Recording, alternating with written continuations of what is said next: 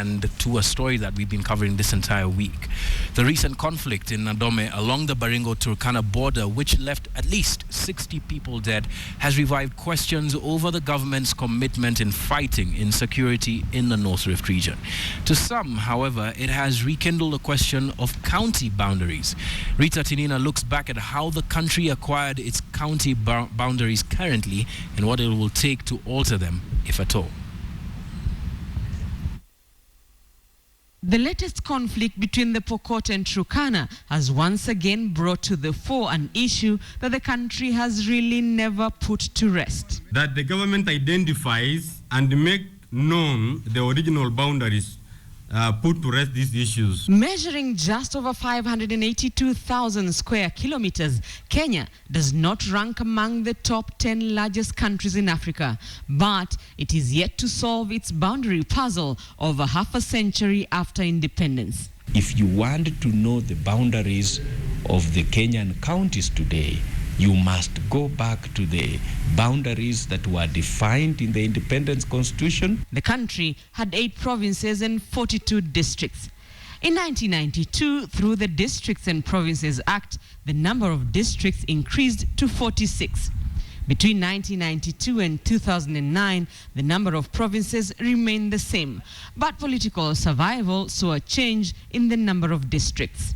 The districts had been increased by the 2 presidents, President Moi and President Kibaki, to a fairly large number. Districts were increased to 256.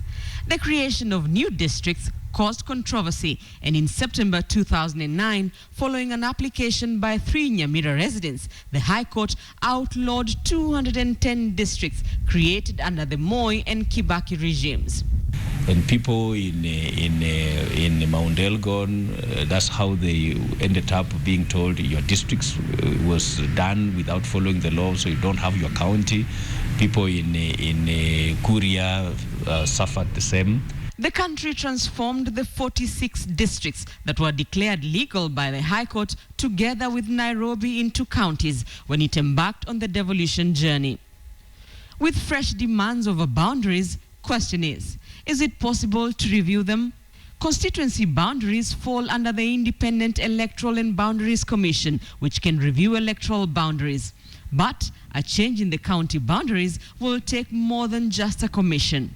Any changes in the boundaries of the counties will have to be done by a resolution adopted by the 2 houses of parliament, adopting recommendations made by a commission, an independent commission appointed by parliament specifically for the purpose of addressing the issue of boundaries. But even then, an increase in the number of counties or a decrease in case of a merger would be a decision of the Kenyan voters. That resolution would only be preparatory, but we would still have to go to the referendum to have the constitution amended to change the number of boundaries.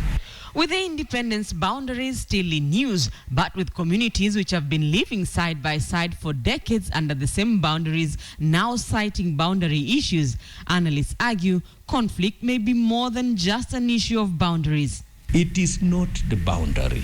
It is access to limited resources. There is nothing like cattle rustling anymore. And that has been the statement that the government is using to justify their laxity. Conflict among warring communities in the North Rift has claimed dozens of lives and displaced hundreds, and the spotlight will remain on the government, which is under pressure to tame the recurrent conflict. Rita Tinina, KTN.